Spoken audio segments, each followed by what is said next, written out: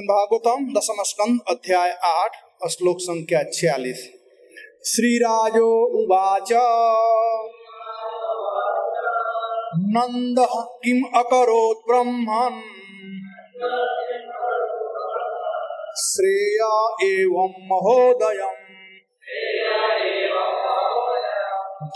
जसोदा च महाभागा पपौ यस्या अस्तनं हरि। श्रीराज उवाच नंदः किम अकरोत् ब्रह्मन् श्रेय एवं महोदयम् जसोदा च महाभागा पपौ यस्या अस्तनं हरे। श्रीराजो उवाच नंदः किम अकरोत् ब्रह्मन् श्रेय एवं महोदयम् जसोदा च महाभागा पपौ यस्या स्तनं हरे।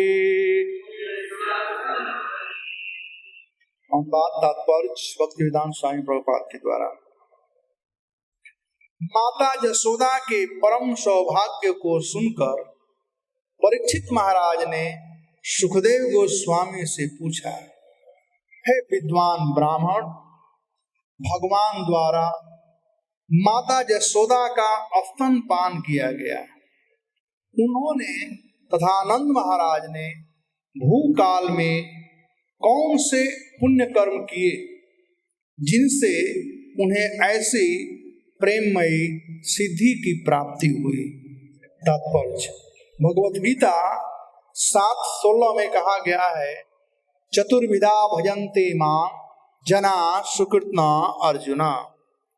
सुकृति अर्थात पुण्य कर्मों के बिना कोई भी व्यक्ति भगवान की शरण में नहीं आ सकता। भगवान के पास 4 प्रकार के पुण्यात्मा पहुंचते हैं, आर्थो, अर्थार्थी, जिज्ञासु च। किंतु वहां हम देखते हैं कि नंद महाराज तथा जसोदा सबों से बढ़कर थे। इसलिए परीक्षित महाराज ने पूछा कि उन्होंने पूर्व जन्म में किस तरह के पुण्य किए थे जिसके कारण उन्हें ऐसी सिद्धि अवस्था प्राप्त हो सके। यद्यपि नंद महाराज तथा जसोदा को कृष्ण के माता पिता के रूप में स्वीकार किया जाता है, फिर भी माता जसोदा कृष्ण के पिता नंद महाराज से अधिक भाग्यशाली थी, क्योंकि नंद महाराज कभी कभी कृष्ण से वियुक्त होते हैं, जबकि कृष्ण की माता जसोदा क्षण भर के लिए भी कृष्ण से विलग नहीं हुई। कृष्ण के शिशुकाल से बाल्यकाल तथा बाल्यकाल से युवावस्था तक माता जसोदा कृष्ण की संगति में ही रही। जब कृष्ण बड़े हो गए तभी वे वृंदावन जाते थे और माता जसोदा की गोद में बैठ सकते थे। अतः माता जसोदा के भाग की कोई तुलना नहीं की जा सकती। इसलिए परीक्षित महाराज ने सहज में पूछा, जसोदा च महाभागा। ओम ज्ञानतिमिरान्धस्य ज्ञानाञ्जनशलाकया चक्षुर्मिलितं येन तस्मै श्रीगुरवे नमः। जय श्री कृष्ण चैतन्य प्रभु नित्यानंद श्री अद्वैत गदाधर शिवासदि गौर भक्तवृंद। हरे कृष्णा कृष्णा कृष्णा हरे हरे, हरे राम राम राम हरे हरे, कृष्णा कृष्णा कृष्णा हरे हरे, हरे राम राम राम। तो गर्गाचार्य जी कृष्ण का नामकरण कर लिए हैं और जब गर्गाचार्य जी का प्रस्थान हो गया नामकरण के उपरांत, तो कृष्ण विभिन्न प्रकार का छोटा छोटा लीला किए हैं। मुख्य करके जब वे बकैया चल रहे थे, घुटने के बल चल रहे थे, उस समय यहाँ वर्णन है, कालेन व्रज अल्पेन गोकुले राम केशव जानुभ्याम सह पाणिभ्याम रिंगमाणो विजहृतो। जानुभ्याम सह पाणिभ्याम यानी घुटना और हाथ के बल पर भगवान जब चल रहे थे, समय बीतते गया तो अब थोड़ा स्ट्रांग हो गए थे, घुटना बकैया चलने के में स्ट्रांग हो गए थे, तो भगवान विभिन्न प्रकार का लीला उस समय कर रहे थे जब घुटनों के बल चल रहे थे। विभिन्न प्रकार की लीलाओं का वर्णन शास्त्रों में किया गया है श्रीपाद जी गोस्वामी के द्वारा, उसी प्रकार से कवि कर्णपुर के द्वारा, साथ साथ अन्य आचार्यों के द्वारा, और मुख्य करके सूरदास के पदावलियों में। हम सूरदास एक भजन गाए हैं, हे यशोदा तुम्हारे भाग का क्या कहना है, यशोदा तुम्हारे भाग कहीं ना जाए, जिसके लिए ब्रह्मा शिव आदि तरसते हैं तुमको सहज में वह प्राप्त है। इस प्रकार से बहुत से भजन हैं जो सूरदास गाए हैं, आप लोग कभी पढ़ सकते हो स्वादन करने के लिए कृष्ण लीलाओं को। तो एक दिन की बात है, कृष्ण घुटनों के बल चल रहे थे, तो वे उस दिन प्रथम बार अपने घर में माखन चोरी किए। पहला काम कृष्ण कुछ करना शुरू किए, जब होश हवा संभाले तो वह माखन चोरी किए। तो एक सूरदास का भजन है, सूरदास कहते हैं, प्रथम करी हरि माखन चोरी, ग्वालिन मन इच्छा हरि पूरन, आप भजे ब्रज खोरी। मन में यह विचार करत हरि ब्रज घर घर जाऊं, गोकुल जन्म लियो सुख कारण, सबके माखन खाऊं। बाल रूप जसुमति मोहि जाने, गोपीन मिली सुख भोग, सूरदास प्रभु कहत प्रेम सौ, मेरे ब्रज के लोग। तो सूरदास जी कहते हैं कि प्रथम करी हरि माखन चोरी, भगवान कोई काम करना प्रारंभ किए प्रथम में, तो वह करना शुरू किए माखन चोरी। क्योंकि कृष्ण केवल नंद यशोदा के ही पुत्र नहीं थे, बल्कि समस्त ग्वालिनों के वे पुत्र थे।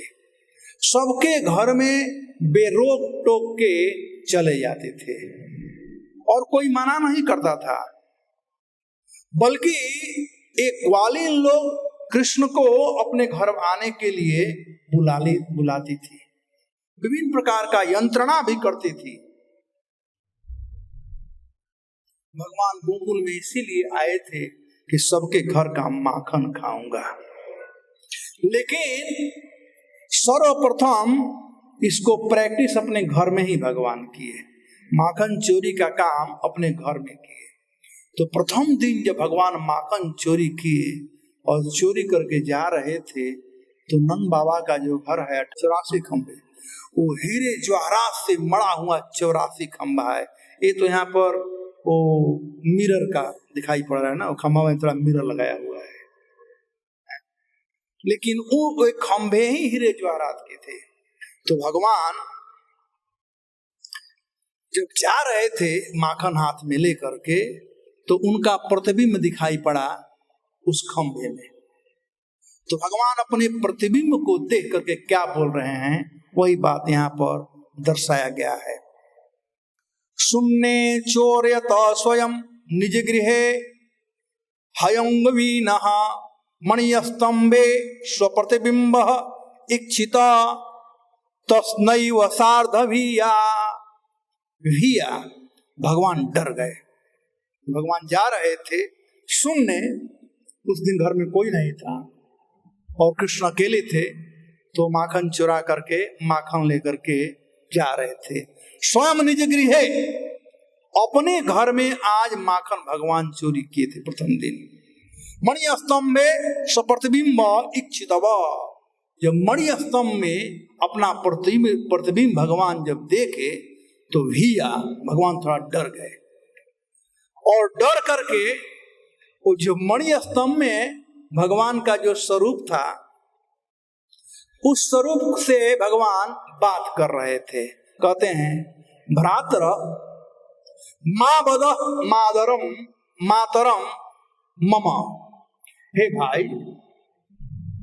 मेरे विषय में मैया से मत कहना, चोरी तो मैं किया, तुम साक्षी हो, तुमने देखा है, लेकिन मेरे विषय मैया से मत कहा। भ्रातर माँ बद मातरम, माँ मतलब नहीं, बद मतलब बोलना, मातरम मतलब माता से, मेरी माता से तुम कुछ मत बोलना। तुमको चाहिए तो समो भाग तबाह भी, तो तुमको मैं इसमें से 50% दे दूंगा, आधा भाग मैं तुमको दे दूंगा। भगवान यहाँ पर बटर सिस्टम वहां पर से बात कर रहे हैं कि भाई तुम आधा ले लेना, बटैया कर करके कार गाएंगे हम दोनों में। अब इस प्रकार से भगवान बात कर रहे थे। मुंक्षते त्वया लपतो हरि कल बचो मात्रा रह श्रुतये। भगवान जब इस प्रकार तोतली बोली में बात कर रहे थे, कल बचो तोतली बोली में भगवान जब ऐसे बात कर रहे थे, उस खंभे में जो प्रतिबिंब था उसके साथ में, तो माता सुनी, मात्रा रह श्रुतये, माता सुनी, उसको सुन रही थी माता। और माता भगवान को बुलाई कि लाला श्याम सुंदर क्या बात है, कौन आया हुआ है, किससे तुम बात कर रहे हो। तो जब भगवान देखे कि मैया आ गई तो भगवान थोड़ा मैया से डर गए और मैया कहता मैया मैया मैया देखो ये चोर आया है तुम्हारे घर में। अपने प्रतिबिंब को भगवान दिखा रहे हैं। कहते हैं मातः क एषा नवनीतम इदम तदीयम लोभेन चोरे तुम अतः गृहम प्रविष्ट।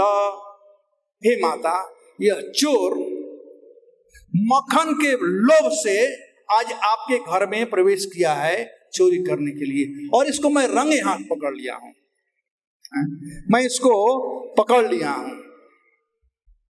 देखो ना, मैं इसे मना कर रहा था, मद वारणम न मनुते, मैं मना कर रहा था, ये मानता ही नहीं, मैं मना करता हूं तो हमको मना कर रहा है। प्रतिबिंब था भगवान का ना, तो मैं मना कर रहा हूं वो हमको मना कर रहा है। मई रोष भाजी रोशन तनोती, मैं इसे गुस्सा करता हूं वही मुझे गुस्सा करता है।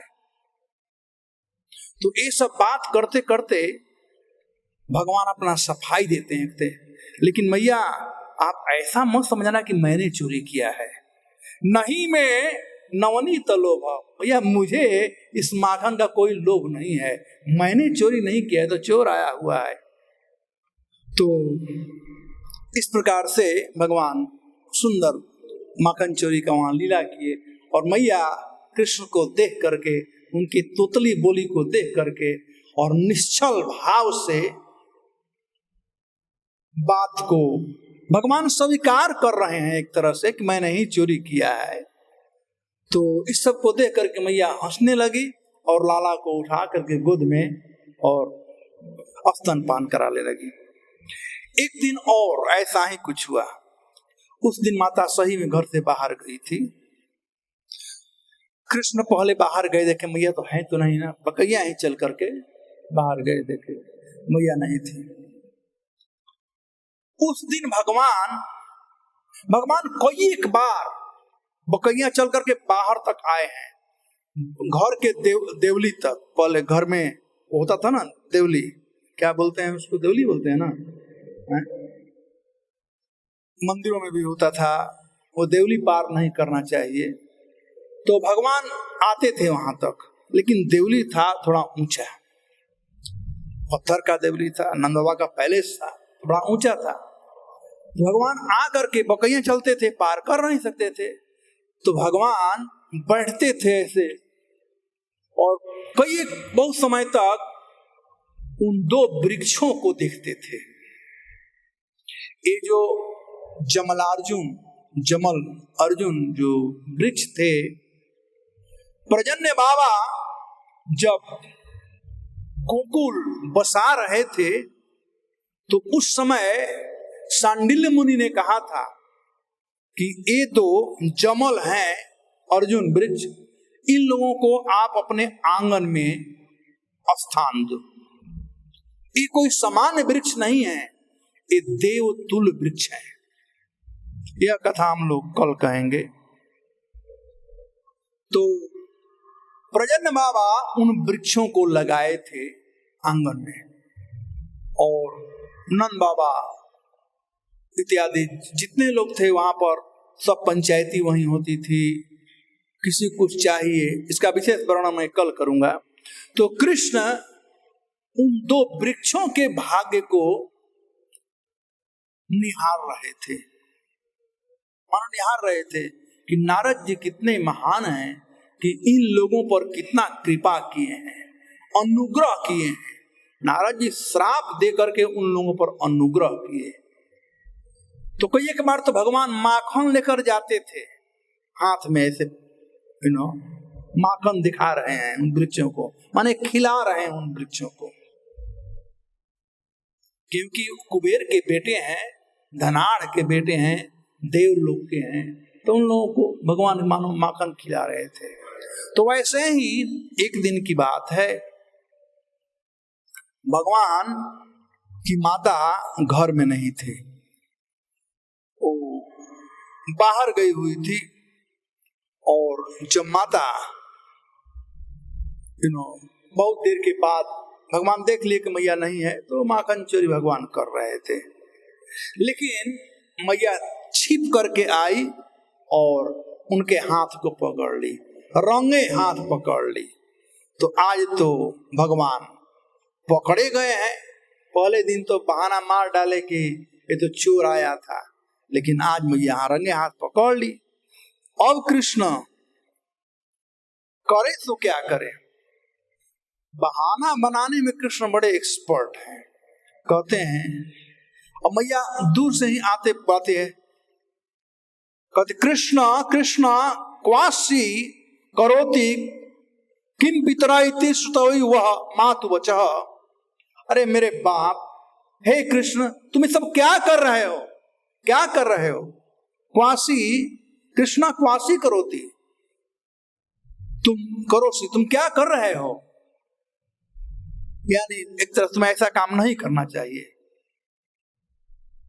तो कृष्ण कहते हैं कि मैया क्या करो, देखो तू हमारे हाथ में इतना मोटा कंगन बांध दी हो, मात कंकड़ पद्मनाग महसा पानी ममाद तप्यते। ये इतना घर्षण होकर के मेरा हाथ जल रहा था मैया, ये कंकड़ तुम इसमें लगा दिया है कंगन, एक कंगन के ऊपर नीचे जाने से मेरा हाथ जल रहा था, तो इसको मैं मक्खन में डाल दिया था थोड़ा ठंडा होने के लिए। तेनायम नवनीत भांड विवरे विनस्य निवार्पितः, इसको ठंडा होने के लिए हे मैया मैंने नवनीत के भांड में हाथ को डाला था। तो जब मैया भगवान के बहुत ही सुंदर जब बात सुनी, भगवान कैसे एक्सपर्ट रूप से बहाना बनाते हैं।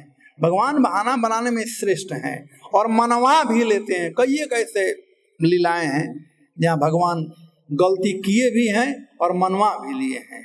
आज भी हम लोग सुनेंगे एक लीला उसमें से, मृतिका भक्षण वाला लीला।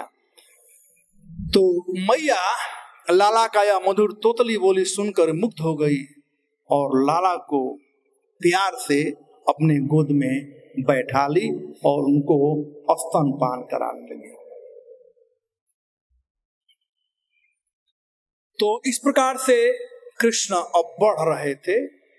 अब घुटना से चलने के बाद अब वे चलने लगे अपने पैरों के ऊपर।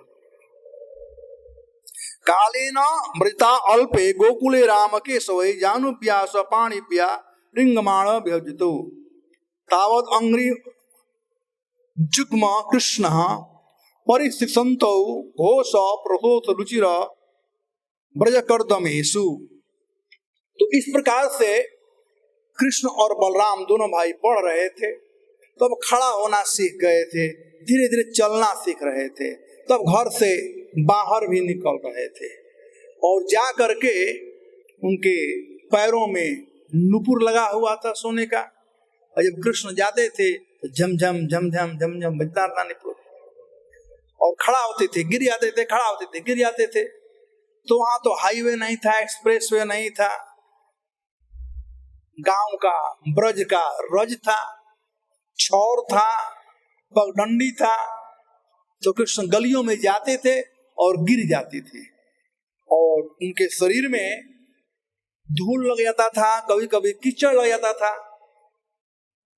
और मैया कृष्ण को बड़े प्यार से, ये है माँ का ममता। बच्चा को धूल लगा हो चाहे कुछ भी लगा हो, माँ नहीं कहेगी कि इसको स्नान कराओ, साफ करो, तब लेकर के आओ। जैसा कल मैं बता रहा था कैसे आजकल की माताएं हैं, कहीं भाई ले जाओ सफाई करके लाओ। माँ ऐसा नहीं करती है। माँ तुरंत वो धूल के साथ में बच्चे को अपने गोद में माँ लेती है। जो आनंद उसमें आता है वो भी एक आनंद है। तो माता जसोदा कृष्ण को वैसे ही ले लेती थी।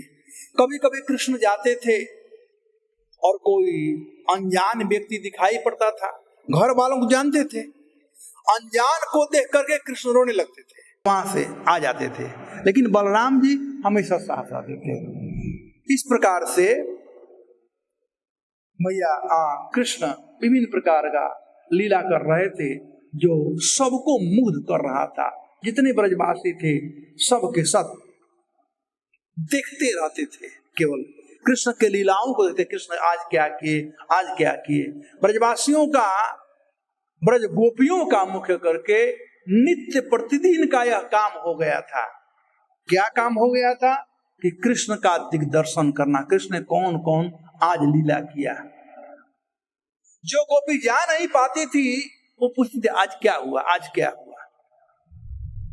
यशोदा रानी का जो घर था, जब से कृष्ण आए थे तब से, पहले भी लोग आते थे, यशोदा मैया नंद बाबा सबके प्यारे और दुलारे थे, लेकिन कृष्ण के आने के बाद तो कहना ही किया है। एक दिन मैया कृष्ण को समझाने का प्रयास कर रही थी।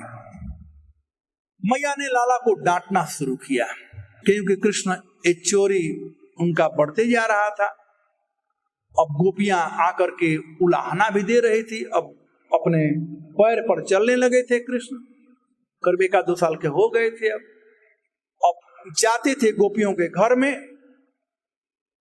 और वहां जाकर के असमय में गाय के बछड़ों को खोल देते थे, छोटे बछड़े को।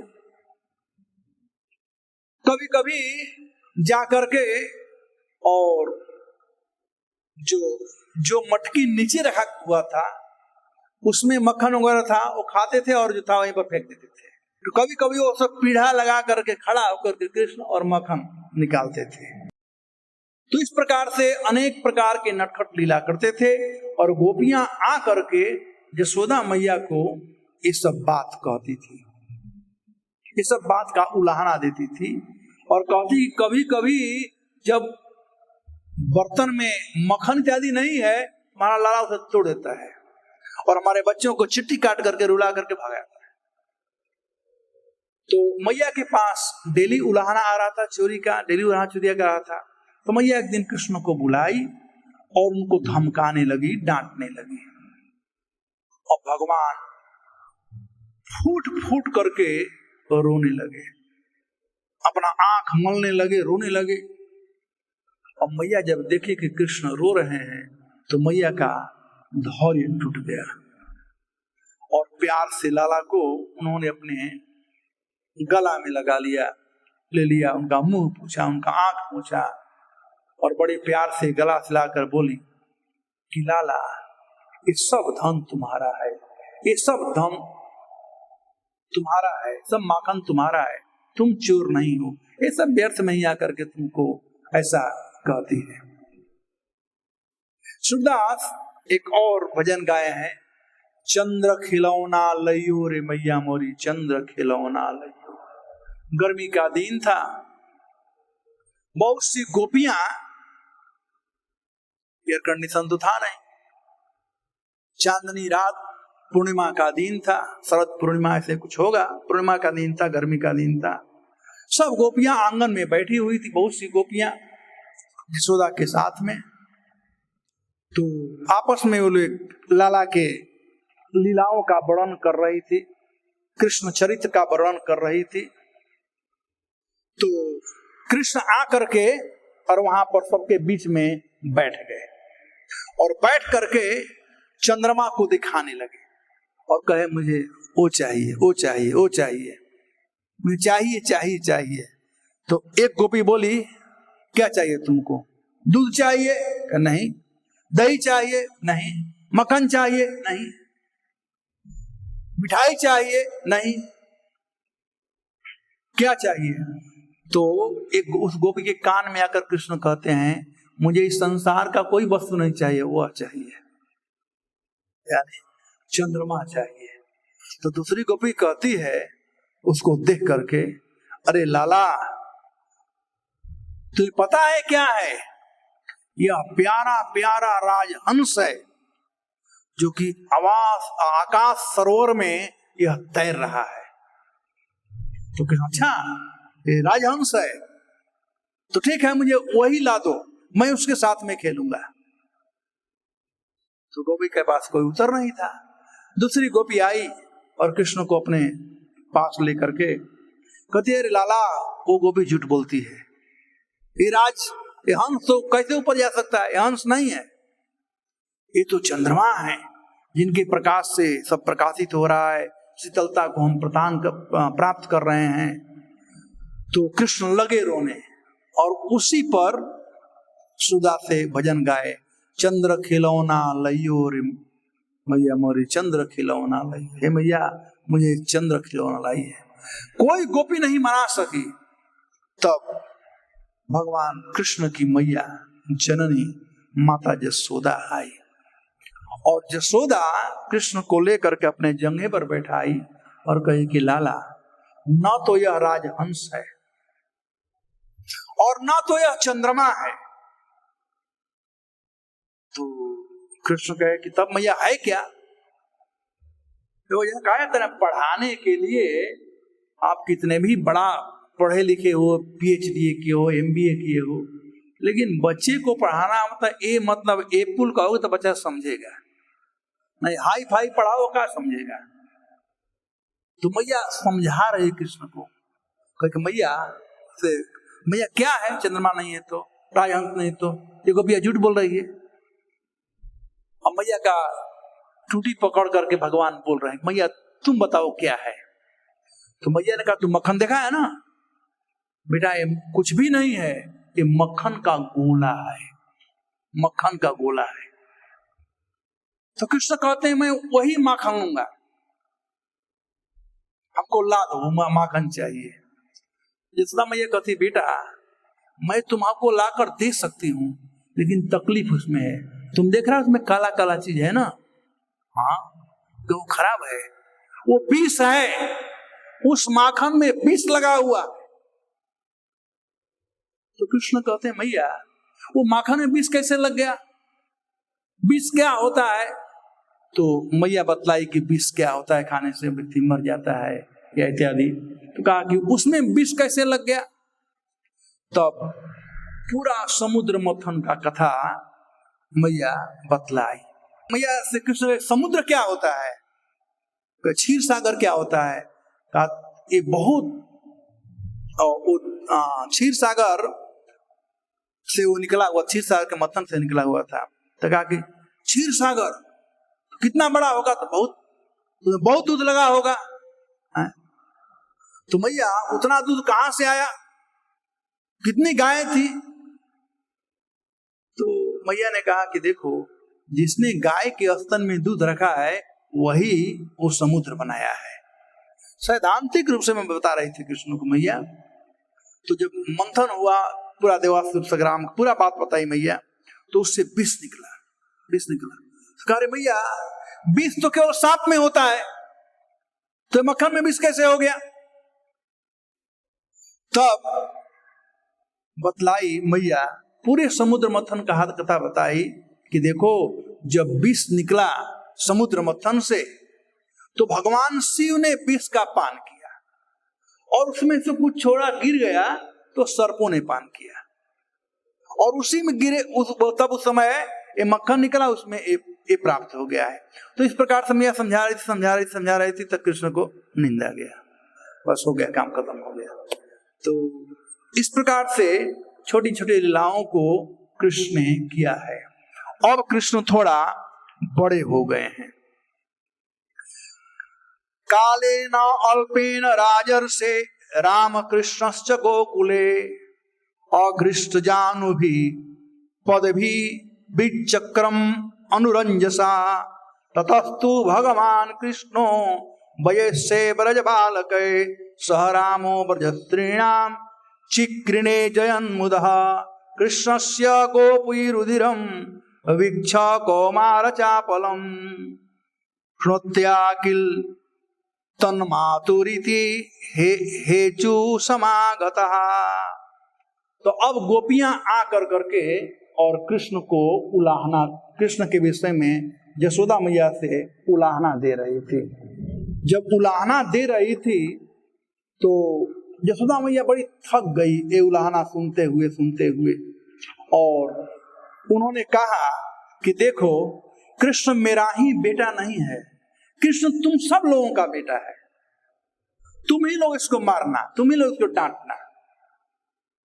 और मैं कितना करूं, मेरा वयस भी देखती नहीं तुम लोग, मैं बुढ़ी हो चुकी हूं, इतनी जवान भी नहीं हूं, अब कहां इसके पीछे जाऊं।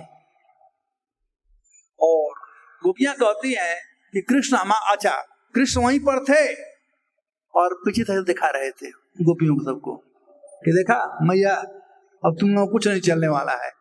तो इस प्रकार से नटखट लीला कृष्ण कर रहे थे। थोड़ा बड़े, करीब 3-4 साल के अब हो गए हैं कृष्ण। तो उस समय भगवान के कई एक मित्र थे, मधुमंगल, मनसुखा, श्रीदाम, सुदामा इत्यादि सब मित्र थे।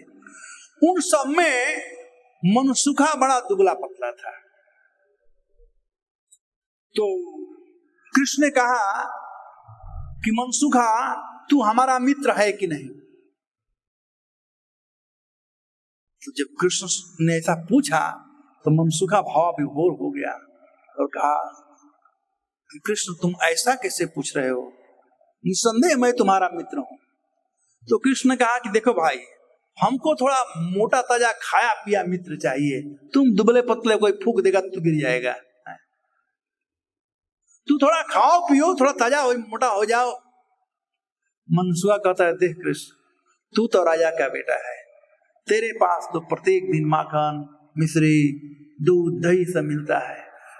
अरे हमको तो हफ्ता में 1 दिन दूध मिलता है बस, छाछ भी कभी कभी मिलता है, कभी नहीं मिलता है, मक्खन तो दूर रहा। तो भाई देख, तू राजा का बेटा है, हम तो राजा के बेटे नहीं हैं। ये मनसुखा इस प्रकार से बोल रहा था तो कृष्ण को बड़ा दया आया, बड़ा दया। कहा कि भाई तू चिंता मत कर, तुम्हारे घर में नहीं है तो तुम्हारे लिए मक्खन का व्यवस्था मैं करूंगा, मैं तुम्हें मक्खन खिलाऊंगा, तो मक्खन खाओ, ताजा बनो। पहले लोग मक्खन खाते थे, आप में से कितने लोग मक्खन खाए हो? तलाशरी जा करके खाए हो? जो नहीं खाया चले जाना, मक्खन ताजा मिलेगा। लेकिन पहले था कि लोग घी मक्खन खाते। चरवाक जी कहते हैं, जतम जीवे सुखम जीवे ऋणम कृतमा घृतम पीवे। जितना दिन जीना भैया आनंद से जियो, और आनंद से जीने का तरीका क्या है? घी पियो, भले कर्जा लेना पड़े, कुछ भी करो। तो पहले के लोग ऐसे थे। तो कृष्ण ने कहा कि मैं तुम्हारे लिए मक्खन का व्यवस्था करूं, मैं प्रोवाइड करूंगा मक्खन तुमको। तो कहा यार तू बंद करे बकवास, ये लेक्चर देना बंद कर। तू हो सकता है 1 दिन 2 दिन 3 दिन 4 दिन लाएगा, मैया थोड़े डेली मक्खन देगी, मैया नहीं देगी।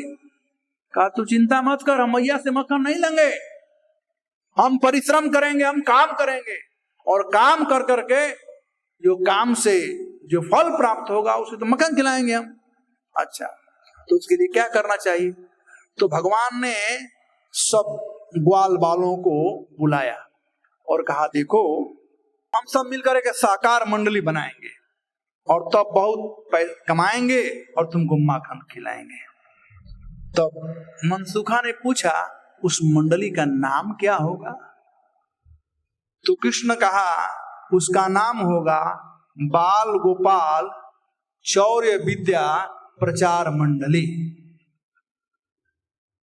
बाल गोपाल चौर्य विद्या, लड़कों को कहे चोरी करना चाहिए, चोरी सिखाने वाला यह मंडली होगा। सब कहते हरे कृष्ण तू क्या बात कर रहा है, हम लोग को चोरी सिखाएगा? ये तो बहुत बड़ा पाप है, और हम लोग कहीं पकड़े गए तो मार तो खाएंगे ही, बड़ी बदनामी होगी। कृष्ण ने कहा यार इसका तुम लोग काहे चिंता करते हो, हमारे गुरु जी हैं, उनसे मैंने मंत्र सीखा है। तुम तो जानते हो जो भी मंत्र होता है शुद्ध ब्राह्मणों के मुंह से आता है, ब्राह्मणों के मुंह से आता है, गुरु वर्ग के मुख से आता है। बिना गुरु के ज्ञान नहीं होता है। तो चोरी करना एक विद्या है, और इसके एक एक्सपर्ट पीएचडी किए हुए प्रोफेसर हैं, गुरु हैं, उनका नाम है कफल ऋषि।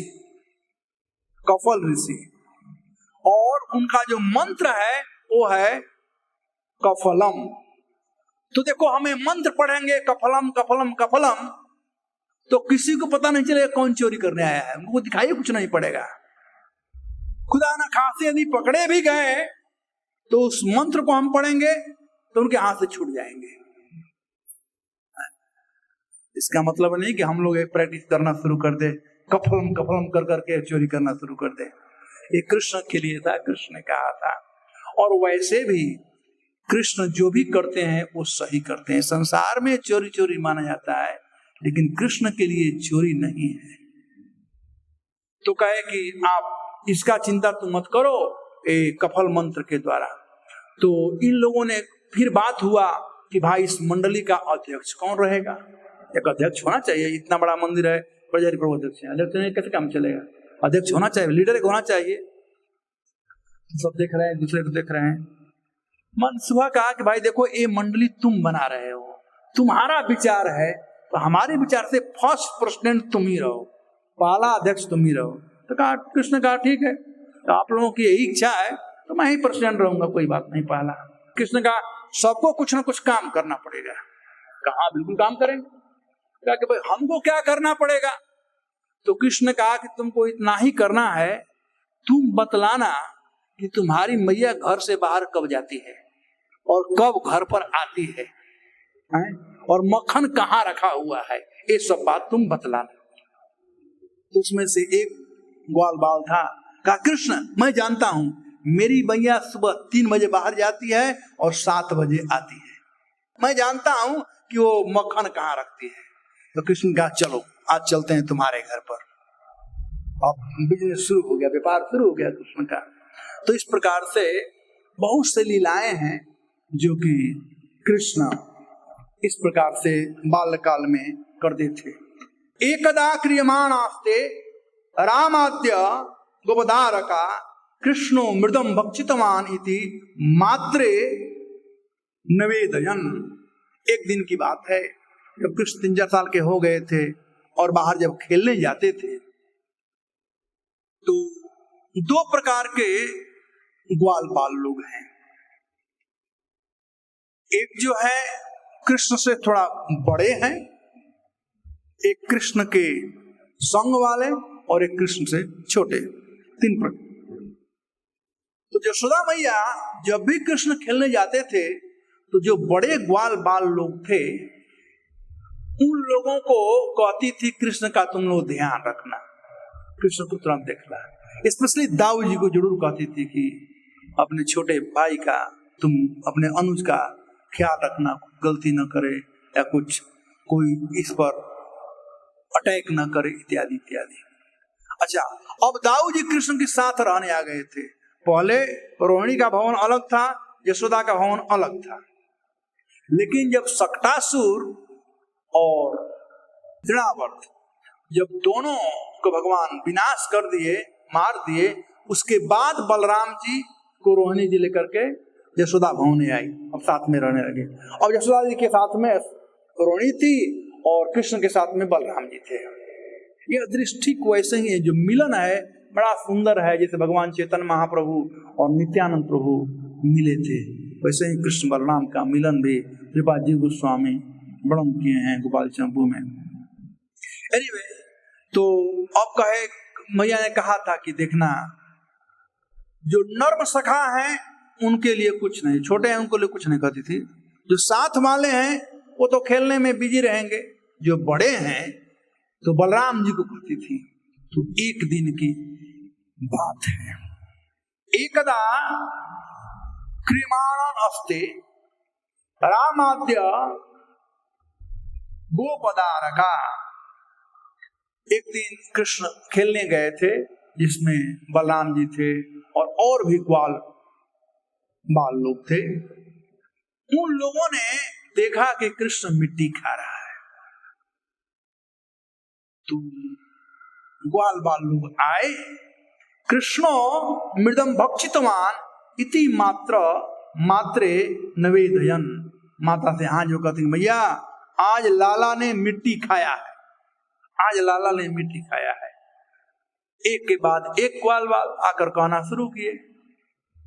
देखिए, बच्चों में एक गुण है कि दूसरा कोई कुछ करेगा तो सही सही बताएंगे, और अपने कुछ गलती करेंगे तो पहले ना कहेंगे, ना मैं ऐसा नहीं किया, मैं ऐसा नहीं किया। एक गुण है। तो बच्चे जब बता दिए आकर के, जब कृष्ण आए तो मैया यशोदा ने कहा कि तुमने मिट्टी खाया है क्या, आज तुम मिट्टी खाए हो? तो कहा कि नहीं मैया, किसने कहा मैं मिट्टी खाया हूं? कहा लो, ये सब ग्वाल बाल लोग। सागृत्वा करे कृष्णम उपलाभ्य वितश्रेणी यशोदा भय संभ्रांत प्रेक्षमाणस्य भासतः। जब भगवान कृष्ण आए तो मैया का हितैषिणी, भगवान की हितैषिणी मैया हैं, और मैया को भय हो गया कि कृष्ण मिट्टी खाएगा तो कीड़े पड़ेंगे उसके पेट में, ये होगा, बहुत कुछ सोचने लगी मैया। और तब मैया कृष्ण से भासतः पूछती है, कस्मात् मृदम अदांतात्मा, कहते हैं अरे बदमाश दुष्ट, अदांतात्मा, अरे बदमाश, भगवान भक्षितवान रहा, क्या तूने मिट्टी खाया है आज? क्या भगवान बिल्कुल सरल भाव से कह दिए कि नहीं, किसने कहा कि मिट्टी खाया हूं? तो मैया ने कहा, बदंती तावका, ये जितने भी तुम्हारे तावका जो कृष्ण के प्रिय हैं उनको तावका कहा जाता है। बहुत सुंदर शब्द है। माता कुंती भी जब प्रार्थना कर रही थी कृष्ण के चरणों में तो कहती है, श्रुवन्ति गायन्ति गृणन्त विष्णस स्मरन्ति वन्दन्ति तवेहि जे जना स एव पश्यन्ति अचिरेण तावक भव प्रवाहो परमं पदाम्बुजम। तावकम मतलब जो कृष्ण के हैं। ये पूरा प्रोसेस है श्रवण कीर्तन का, एक ही काम के लिए कि कृष्ण हमें अपना ले, कृष्ण हमको अपना माने। कृष्ण कैसे ग्वाल बालों को अपना मान रहे थे कि मनसुखा के लिए भगवान ने एक चोर मंडली बना दिया। तावक समन्ति गायन्ति गृणन्त अभिक्षण स्मरन्ति नन्दन्ति तवे हितम जना स एव पश्यन्ति अचिरेण तावक। हे कृष्ण, जो आपके हैं वो तुरंत आपका दर्शन कर, अचिरेण तावक, ये तावक लोग ही दर्शन कर सकते हैं और नहीं दूसरे लोग। भव प्रवाहो परमम पदाम्बुजम, भले ही कितना प्रवाह न पड़ रहा हो लेकिन फिर भी उसको पार कर करके आपके चरणों में आते हैं। ये तावकों का लक्षण होता है। तावक मतलब जो कृष्ण के हैं, जिसको कृष्ण अपना लिए हैं, तो इन ग्वाल बालों को कृष्ण अपनाए हैं। इसीलिए माता कहते बदंती तावका ही एते, ही मतलब निश्चय ही, एते मतलब ऐसे कि तूने मिट्टी खाया है। कृष्ण कहते मैया इन लोगों के बात मत मानो, इन लोग को मजा आता है ऐसे कहने में, हमको चिढ़ाने में। हम लोग दोस्त हैं ना, कोई बात नहीं, कहने दे बड़ा, तो यही लोग नहीं कहे हैं। अब कृष्ण बड़े, उनको उत्तर नहीं मिल रहा था। जब उत्तर नहीं मिलता तो गुस्सा तो होता ही है। तो कृष्ण को उत्तर नहीं मिल रहा था। जब उन्होंने मैया ने बदंती तावका ही एते, अब निश्चयता ही शब्द आ गया है, निश्चयता आने के चलते और कृष्ण में गुस्सा हो रहा है। कृष्ण एक्सप्रेस नहीं कर पा रहे, इतना ही कहकर छोड़ दिए, अरे मैया ये लोग तो हमको परेशान करते हैं, ऐसे कहते हैं। तब तक से मैया ने कह दिया वदंती तावका ही ते कुमार ते, कुमार मतलब 3 से 5 साल का जो बालक होता है उसे कुमार, कौमारा कुमारा, एक कुमार लोग, यानी ये 4 साल या 5 साल का शायद लीला है, 5वें साल का 6 साल का कुमार थे। और कुमारों में कौन है? अग्रजो अपियम, तुम्हारे अग्रज दाऊ जी भी कह रहे हैं। और जो ही दाऊ जी का नाम सुने कृष्ण, बहुत गुस्सा हुआ कृष्ण। अब वहां पर सूरदासिक भजन गाए इसी को लेकर के, मृतिका भक्षण को लेकर के। और जब कृष्ण को गुस्सा हुआ तब दाऊ जी के लिए कहते हैं, इनका बात आप मानती हो, ये दाऊ जी का बात मानती हो, तो आज आपको फैसला करना ही पड़ेगा। ये हमारा जीना हराम कर दिए हैं। जब भी हम खेलने जाते हैं तो उल्टा सुल्टा कुछ भी बोल देते हैं। अरे और तो और क्या, मैया ये कहते हैं, गोरे नंद यशोदा गोरी तू का श्याम शरीर। अरे नंद बाबा गोरे हैं, यशोदा मैया गोरी हैं, तुम तो मोल लिए गए हो। ग्वाल बाल सिखाए बलबीर, बाल बालों ताली बजाते हैं और सिखाने वाले ये दाऊ जी हैं। अब आप ही बताओ कि मैं आपका बेटा हूं कि नहीं। दाऊ जी ठीक कह रहे हैं, नंद बाबा गोरे हैं, जब आप गोरी हो मैं काला हूं, तो आप बताओ मैं आपका बेटा हूं कि मोल लिया गया हूं। कृष्ण मिट्टी खाए थे, लेकिन हम तर्क के द्वारा मैया के जबान को कैसे बंद कर रहे हैं। और अंत में मैया को कसम खाना पड़ा और कहती है, हे पुत्र, मैं गोधन का, गो माता का कसम खाती हूँ, मैं माता तू पूत, मैं तुम्हारी माता हूँ और तो मेरे बेटा है। और दोनों रो रहे हैं, कृष्ण भी रो रहे हैं, यशोदा मैया भी रो रहे हैं। और मैया कृष्ण को आलिंगन की, तो वो दृश्य एक दृश्य ही है। इस कथा को आगे बढ़ाते हैं। और थोड़ा जब शांति हो गया, मैया भी रो ली, कृष्ण भी रो लिए, तो सुखदेव गोस्वामी यहाँ पर ब्रेक किए हैं। तब कहते हैं कि मैया, भले अभी तुम मान गई हो, लेकिन तुम्हारे मन में यही है कि मैंने मिट्टी खाया है, क्योंकि प्रमाण तुम्हारे पास है, सब लोगों ने कह दिया। ये द्वापर था, कोई भी कोर्ट में भी प्रमाण चाहिए, तो प्रमाण, हमारे पास कोई प्रमाण नहीं है, प्रमाण तो इनके पास है। मैं प्रमाण क्या दे सकता हूं, ये तो ये प्रमाण चाहिए। कहते भगवान फिर भी अपना पॉइंट क्लियर करते हैं, कहते मेरा यही का नाम है मैया, ना हम भक्षितवान अम्ब सर्वे मिथ्या अभिशंसित। हे मैया, सब के सब झूठ बोल रहे हैं, मैंने मिट्टी नहीं खाई है। ना हम भक्षितवान अम्बे, हे अम्बे, हे माता, मैंने मिट्टी नहीं खाई है। तुम्हारा मैया कहते तो झूठ बोलते हैं, तो बिल्कुल सर्वे मिथ्याम अभिशंसिता, सब के सब झूठ बोल रहे हैं। और यदि इतना पर भी आपको विश्वास नहीं हो रहा है तो आप कृपा करके हमारे मुंह में देख लीजिए। मैंने मिट्टी नहीं खाया है, लेकिन विश्वास है, देखा। यदि सत्य गिरा तरह ही समक्षम पश्चिमी मुखम, यदि आपको हमारे कहे गए बात पर सत्यता का प्रमाण नहीं मिल रहा है तो हाथ गंगन को आरसी क्या, आप स्वयं देख लीजिए। समक्षम पश्चिमी मुखम, आप मेरे मुख में देख लीजिए मैंने मिट्टी खाया है कि नहीं। तो इस प्रकार से भगवान कहे और भगवान मुंह पा दिए, देख लीजिए, प्रमाण के रूप में देख लीजिए। और तब जब यशोदा मैया देखने लगी तो क्या हो गया वो तो दूसरा ही बात है। पूरे विश्व ब्रह्मांड का दर्शन मैया उसमें कर दिया, कितने प्राणी हैं उनका दर्शन किया, पूरे ब्रज का दर्शन किया, गोकुल का दर्शन किया, नंद भवन का दर्शन किया। नंद बाबा वहां पर हैं, यशोदा मैया वहां पर हैं, कृष्ण है, कृष्ण के मुंह में मैया देख रही है, सब कुछ मैया देखा। और मैया को चक्कर आ गया, मैया को चक्कर आ गया कि क्या हुआ, ये क्या हुआ।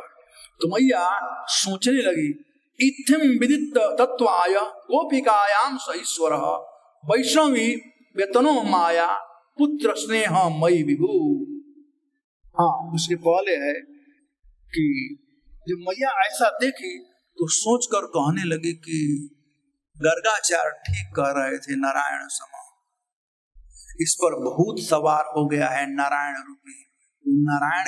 नारायण ही इसमें आवेशित हो गए हैं, इसीलिए ऐसा ऐसा एक काम करता है मेरा लाला, लेकिन नारायण के द्वारा आवेशित हो गया है।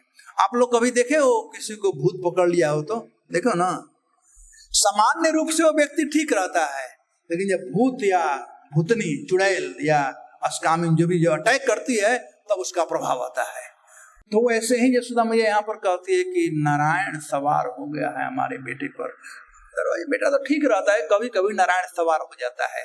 पूतना को मारा तब नारायण सवार हो गया, इन असुरों को मारा तब अभी नारायण सवार हो गया है। तो मैया चकरा रही थी इस प्रकार से। तो भगवान ने सोचा, अरे मैं तो ब्रज में आया हूं लीला करने के लिए। तो ईश्वर शक्ति को भगवान डांटे, चल तुझे तुम्हारा काम खत्म हो गया, हो गया, नहीं तो फिर मैया के दिमाग में ही रहेगा।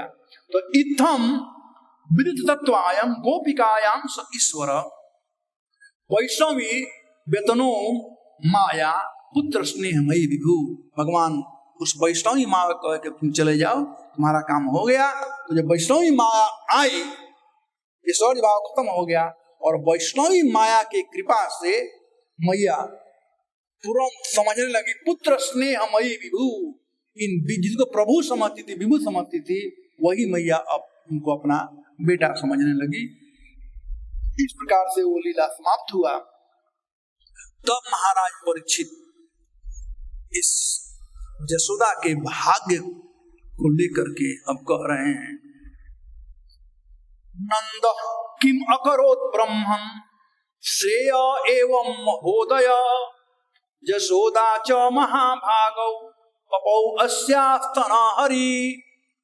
नंद और यशोदा कितने सौभाग्यशाली हैं।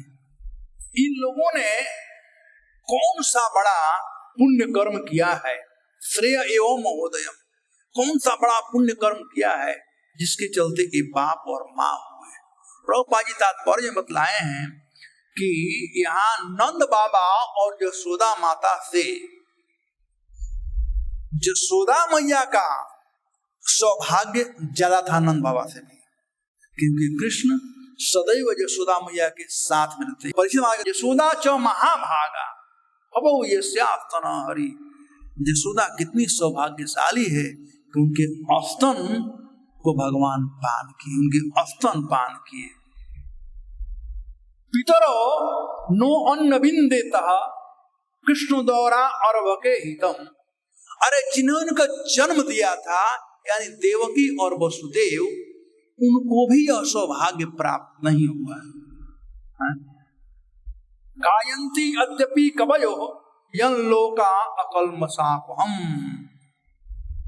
भगवान कृष्ण के इन लीलाओं का यशोदा मैया के स्तन पान का जो लीला है, गायंती यद्यपि कवयो, बड़े बड़े लोग भी इसका गुणानुवाद करते हैं, बड़े बड़े भक्त लोग भी इसका गुणानुवाद करते हैं, और संसार के लोग तो कहना ही क्या है। यन लोग कलमस आप हम, भगवान का कथा कीर्तन जो होता है वो कलमस को दूर करता है। तव कथामृतम तप्त जीवनम कविभिरीडितम कल्मषापहम श्रवण मंगलम श्रीमदाततम भुवि गृह्णन्ति ते भूरिदा जना। तव कथामृतम तप्त जीवनम कविभिरीडितम कल्मषापहम।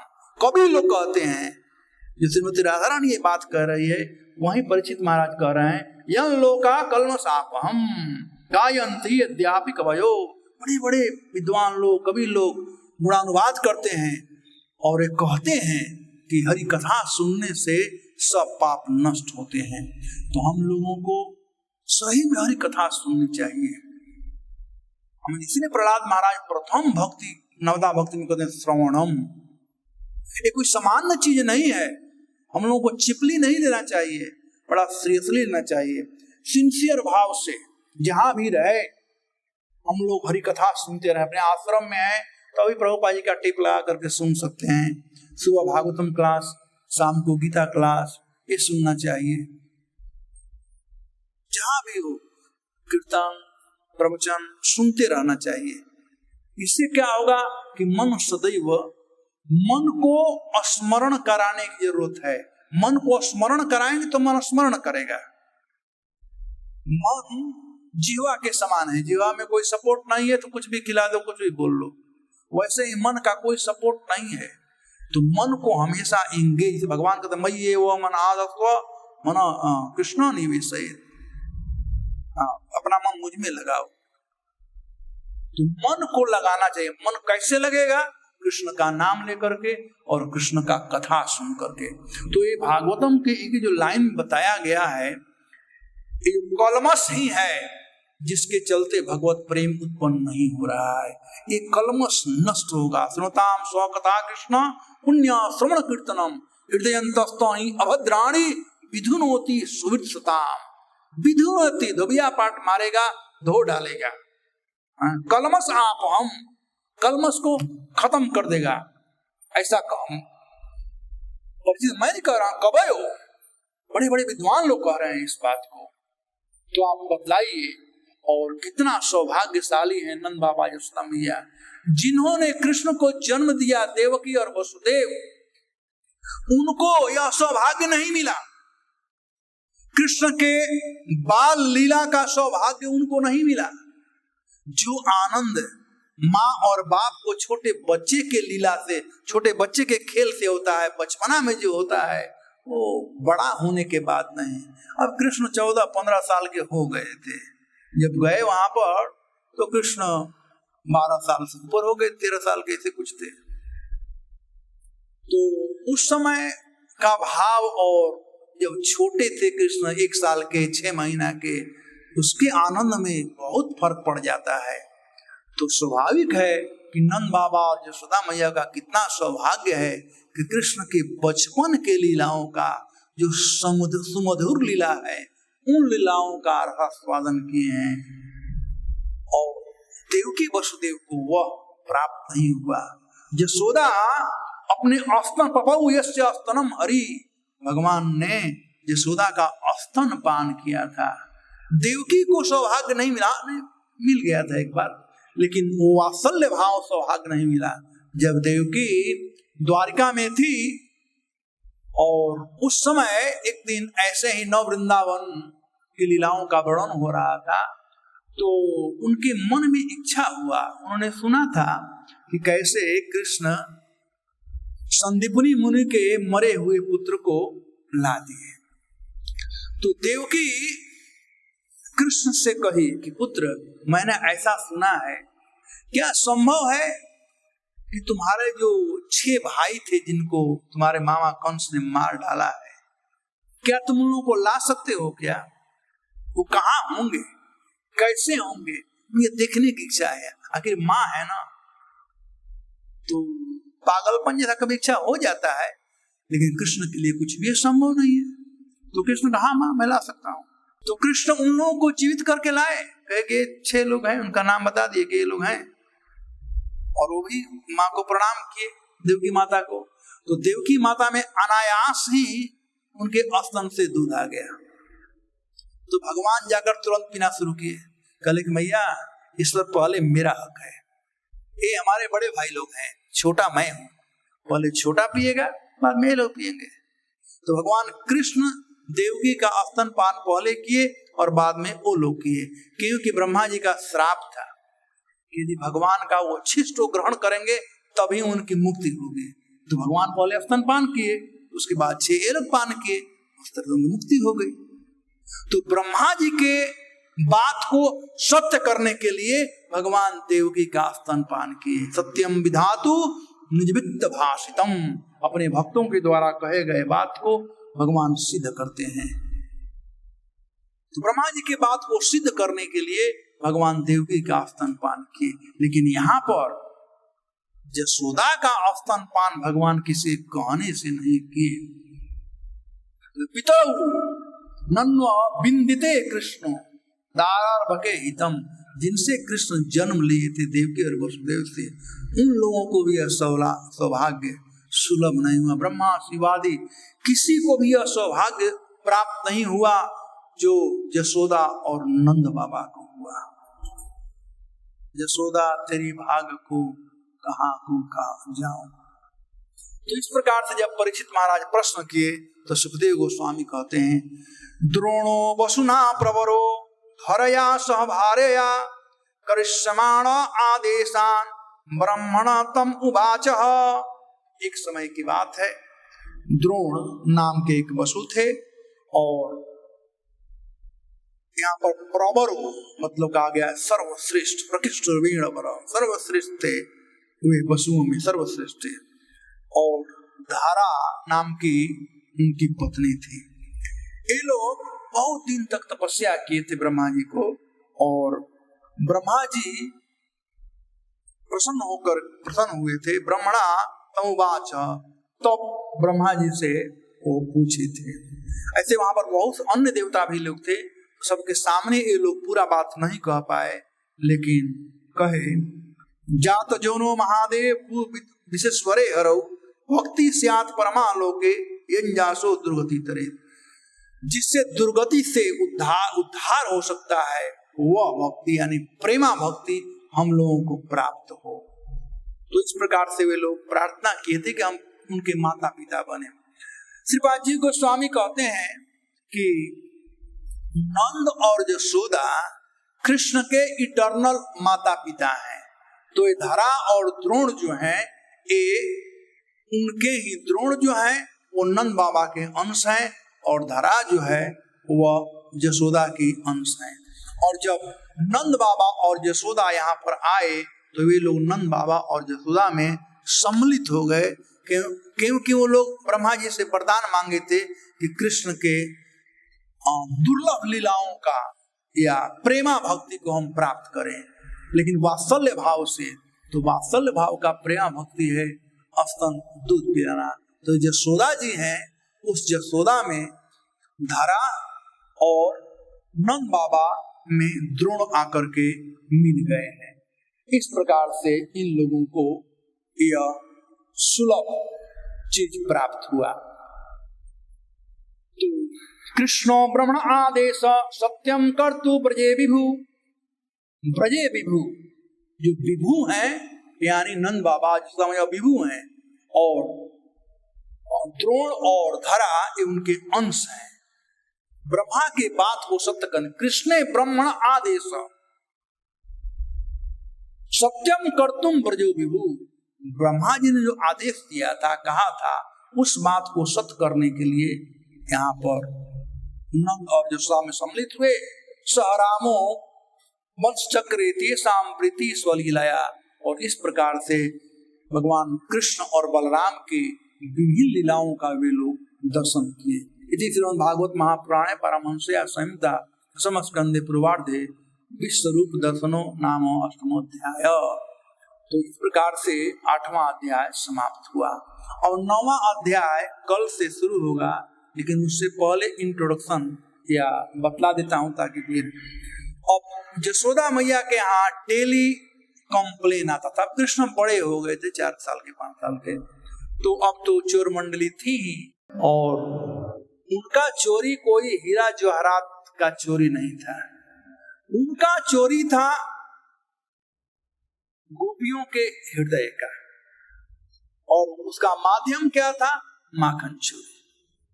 ये गोपियां कृष्ण को बुलाती थी अपने यहाँ, विभिन्न प्रकार के अंग भंग के द्वारा भंगित इंगित कर कर करके बुलाती थी कृष्ण को। और जब कृष्ण आते थे तो उन लोगों को कृष्ण के बिना रहा नहीं जाता था। कृष्ण आए, वो खिला पिला भी सब कुछ दे दी, जो भी चाहिए, आंख बंद कर ली, जो करना है कर लो। जब कृष्ण चले जाते थे तो गोपियों से रहा नहीं जाता था कृष्ण के दर्शन के बिना, तो जाती थी यशोदा मैया घर पर कंप्लेन करने के लिए। एक दिन कृष्ण की बड़ी माँ उपनंद की पत्नी, उनके यहाँ डाका डालने कृष्ण गए थे सभी ग्वाल बालों को लेकर के। तो वो आई और नंदरानी से कंप्लेन की कि कृष्ण ने डाका डाला है, तुम्हारे हमारे घर में आया था और आज चोरी किया, ऐसे किया ऐसे किया, सब बात बताई। सुबह सुबह का बात था, वो भी ऐसा कह रही थी। तब तक से कृष्ण उधर से आंख मलते हुए, यार मैया भूख लगी है, मैया भूख लगी। यशोदा कहते हैं तो क्या कह रही बहन, ये तो कृष्ण सो रहा था, देख नहीं रहो, अभी तक उठकर आ रहा है। लो अब देखिए उसको, चली गई। तब यशोदा ने कहा, देखो आप लोग व्यर्थ में आती हो, ऐसे ही कोई प्रमाण हो तो प्रमाण के साथ कभी आओ, रंगे हाथ पकड़ करके। कृष्ण का मैया ये लोग हमको देखना चाहती हैं, देखने के लिए आती हैं, बहाना बना करके आती है, मैं चोर थोड़े हूं, मैं चोरी नहीं करता हूं। अब इसके लिए मैया बड़ा दुखी रहती थी चोरी वाला बात सुन करके। नंद एक बार बलराम जी से, दाऊ जी से बहुत दिन तक कृष्ण नहीं बोले थे। जब वो मिट्टी वाला जो बात हुआ ना, उसके बाद में कुछ दिन तक भगवान बोले नहीं दाऊ जी से।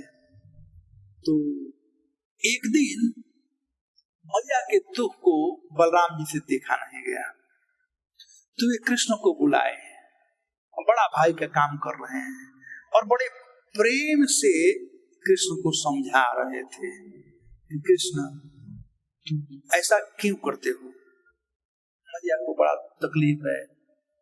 बाबा से भी नहीं कहा गया था, मैया तकलीफ था, मैया को तकलीफ, क्यों मैया को दुख देते हो? अपने घर में इतना मक्खन है, तुम्हें किस चीज कमी, कितना मक्खन चाहिए, खाओ जो चाहिए, थोड़ा कोई मना करता है। कृष्ण कहते हैं मुफ्त का खाने में मजा नहीं आता है, काम करके खाने में मजा आता है। वो चोरी करना भी काम करना है, चोरी करने में कितना परिश्रम करना पड़ता है, सावधान रहना पड़ता है, कोई देख न ले, क्या क्या मन बुद्धि सब काम करता है। तो इस प्रकार से कृष्ण लीला करते थे। तो यशोदा ने कहा कि तुम लोग प्रमाण लेकर के आओ। तो एक दिन गोपी घर में गए थे और चोरी करते पकड़े गए, कृष्ण पकड़ा गए। तो गोपी जो है अब कृष्ण को पकड़ करके लाई, लेकिन वो प्रथा है ना, घूंघट प्रथा है, तो हाथ में पकड़ करके लाई गोपी। अब घूंघट लगा दी थी हाथ, और हाथ पकड़ करके रस्सी से बांध करके लेकर के आ रही थी।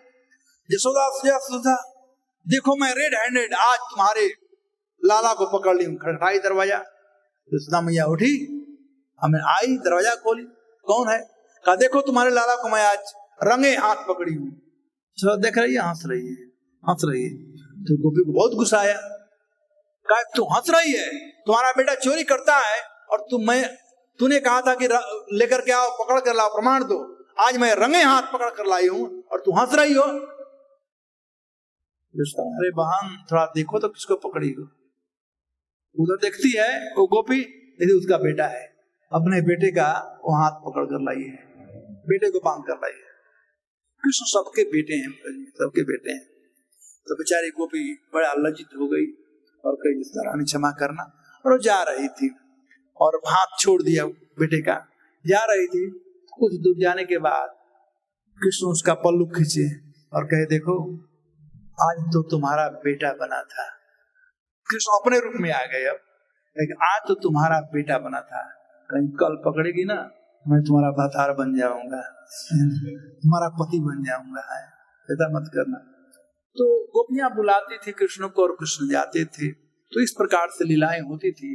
अब मैया थक गई थी, तो 9वां अध्याय और 10वां अध्याय मैया के थकने के बाद की लीला है। दिवाली का समय था, उस समय का लीला है। तो वह कथा हम कल करेंगे। एकदा गिरिदासेषु यशोदानंद गृहिणी कर्मांतन युक्ता सुनिर्मन, ये दामोदर लीला है। तो आप लोग हो सके तो पढ़ लेना है दोनों अध्याय, 9वां और 10वां, तब समझने में आसान होगा। क्योंकि मैं फांस जाऊंगा कि पूरा बाल लीला खत्म करना है। ऐसे ही और भक्तिमय कार्यक्रमों के लिए देखिए हरे कृष्णा टेलीविजन। इसे प्राप्त करने के लिए आप अपने केबल अथवा DTH ऑपरेटर से संपर्क करें तथा और अधिक जानकारी के लिए आज ही डायल करें 8767 845 845।